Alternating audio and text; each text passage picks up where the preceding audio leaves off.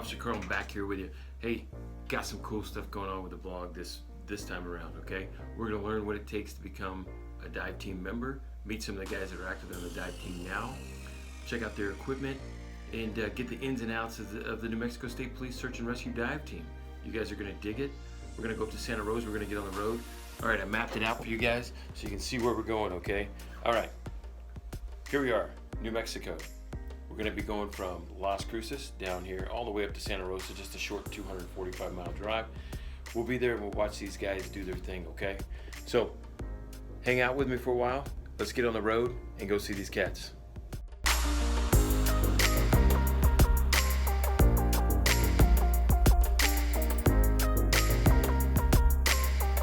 All right, arriving here at Blue Hole outside of Santa Rosa, New Mexico.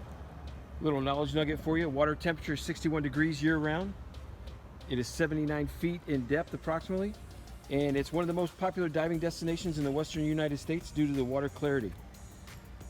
We're going to watch our New Mexico State Police dive team do monthly training and then watch some applicants try out to be on that team. So let's go talk to the officers and watch them in action. All right, give me a rundown here. So what we've got here, starting from the bottom up, got my fins on. This is a dry suit. Up from the dry suit has compressed air all the way around, so you can put more air in as you go further down. Because as you go further down, the atmosphere presses in on the suit, so you have to add air to it to allow more comfort. This right here is the comms pack that hooks into the full face mask, so I can communicate with other divers. Nice. The bottom's got to push to talk. And with the full face mask, I can talk to my other divers as long as we're on the same channel. All right, brother, cool. It's got the little earphones here so I can hear what they're saying. Looks just like an SCBA mask firefighters use. This here is going to be your buoyancy compensation device, regulator on it.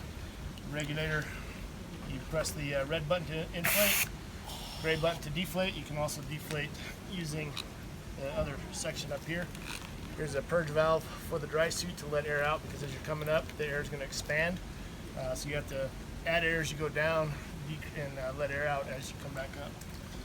Extra regulator here to allow for if something were to happen with the full face mask, I can go to a regular scuba, and then I keep a spare mask there as a safety. Nice. That's pretty much the nuts and bolts of it. Also got, in order to go down to sink, it's got the weight patches on the side here to make me negatively buoyant so I can...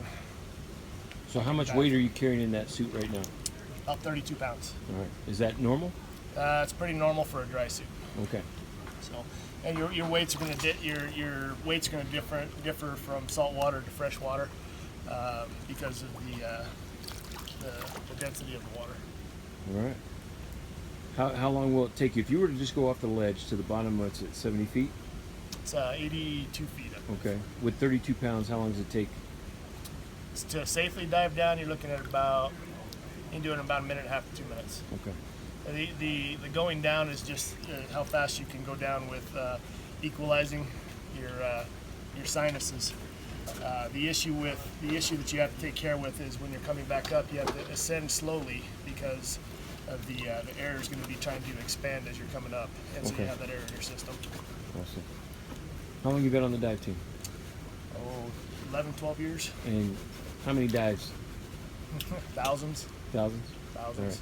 And how often do you guys train? We try to train at least once a month and 2 week-long schools per year. Excellent. All right.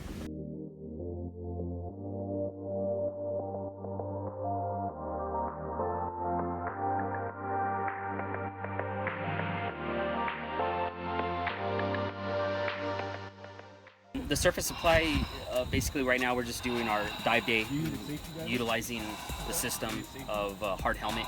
It's a surface supply used with an umbilical to feed the diver with air.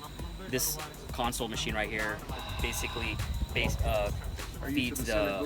comes from the air supply, and it regulates back out through the diver. Once it goes through, regulates, the air comes through the pressure through our line, which is the umbilical, and that's connected to the diver to the hard hat. Which is a sealed-in helmet that stays on the diver and he's not able to take off until he gets up the top side. He's able to talk to Look up, some guys are gonna jump off the topside rocks. with comms. We're able to talk with him and then be utilized for recovery of any type of sorts of airplanes. We've used it for body searches and more of a larger depth. So at that point, we're just going over the instructional phases on some of the officers that have not, or divers that have not been exposed to it as much. The diver has a bailout system, safety capabilities. It's very good for the diver. The ideal situation is hard head diving.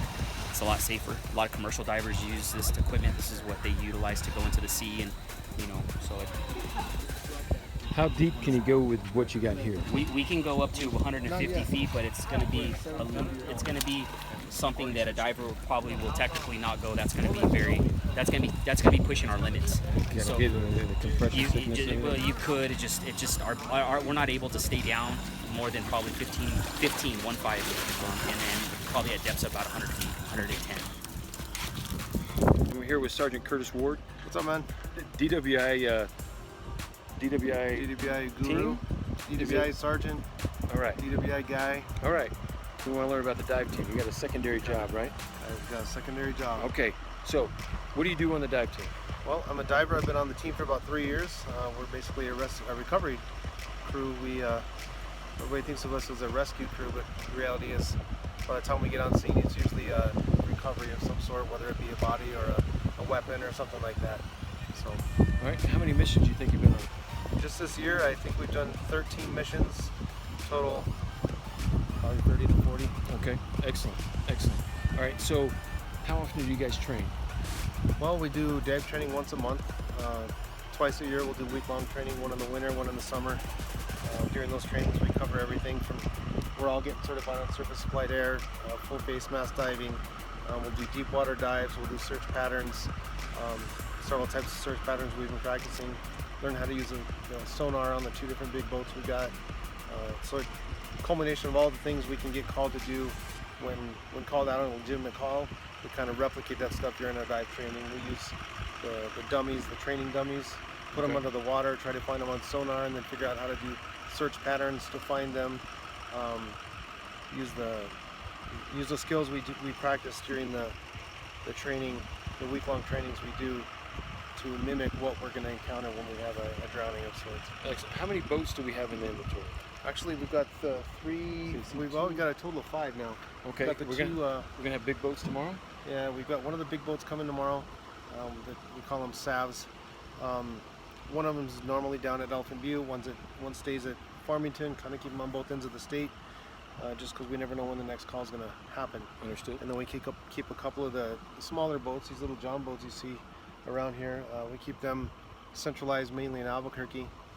We use those on the smaller lakes and on dive missions where we just need to get more up close and personal with the water, and maybe not a perfect application for the bigger boats. Okay. All right, my name is Officer Nate Oliver. I'm out of District 10, Farmington. I've been on the department for a little under 2.5 years now. All right. What makes you want to be on the dive team? I already have my dive cert. Haven't dove in a long time, so I figure this is the perfect opportunity to get back into that and also help out too. And any water up in Farmington? Yes, we do. We have Navajo Lake up there, which is one of the bigger lakes in the state, so I figured I could be a great asset up there, being stationed there. Excellent. Any other dive teamers up in Farmington now? We have Sergeant Shaky up in Farmington right now. He's one of the sergeants on the dive team. Excellent. Is he kind of like the one that kind of convinced you or kind of guided you towards him? He was one that pushed me into testing, yes. Excellent. Excellent. Good luck today. Thank you. I'm Officer Martin Thorstead, New Mexico State Police. I've been on with the state police about 10 years. All right. And so you were prior dive team? Yes, I was on the dive team for about 2.5 years.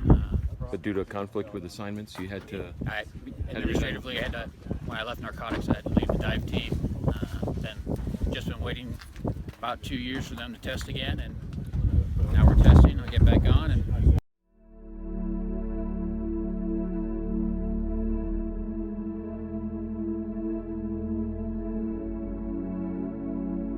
The testing today is going to consist of 50 sit-ups, 50 push-ups, no time limit, continuous motion, okay? We just need you to complete the task. once we've completed that, we're going to take you out on the water. We have a little spot set, and you're going to do an 800-yard timed swim. You have 18 minutes to complete the swim. At the end of that swim, without stopping or getting out of the water, we're going to have a diver in the water waiting for you, and you're going to do what's called a buddy tow. You're just going to drag him through the water 200 yards. That's untimed. We just need to make sure you're able to complete that teammate rescued. We need to make sure you have the ability to swim strong enough to rescue that teammate. Okay, I'm here with New Mexico State Police Sergeant Joe Shaky. Joe? Yep. You guys got guys in the water, they're trying out right now. What's something that they can do to get ready for this tryout? Swim, swim, and more swimming. Just keep swimming, just keep swimming. Okay, anything else? Well, for the tryouts, they've got to be physically fit enough to do the push-ups and sit-up requirements. But with an open water swim, you see there's a little bit of waves going on. Sometimes we have to test when it's even rougher than this. But with the open water swim, the biggest thing is just doing lots of laps. If you're in an area where there's not a lake to practice in an open water environment, then doing excessive lap swimming in a swimming pool is your best bet to help out. Work on your core strength? Yep. Okay. Is this typical? This is pretty typical when we test, yes. Hey, hopefully you really enjoyed that vlog on what it takes to become a New Mexico State Police dive team member and what they do on a regular basis. Please like, share, subscribe, throw in a suggestion in the comments as well. Until next time, peace out, stay safe.